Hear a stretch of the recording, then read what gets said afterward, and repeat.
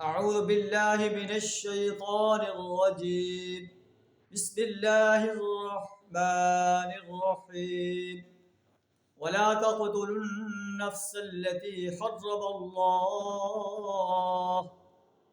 الله إلا بالحق صدق اللہ العظیم۔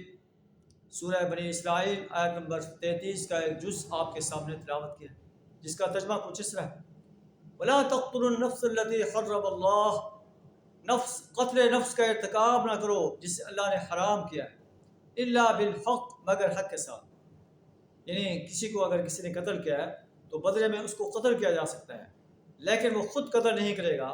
اسلامک اسٹیٹ جو ہے وہ اس کا قصاص دلوائے گی، اس کو خود جو ہے اس کو سزا دے گی۔ اور جو مظلوم قتل کیا گیا، فقد جعلنا لولیہ سلطانا فلا یسرف فی القتل، اس کے ولی کو ہم نے قصاص کے مطالبے کا حق دیا ہے، بس چاہیے کہ وہ قتل میں حد سے تجاوز نہ کرے۔ انہ کان منصورا، اس کی مدد کی جائے گی۔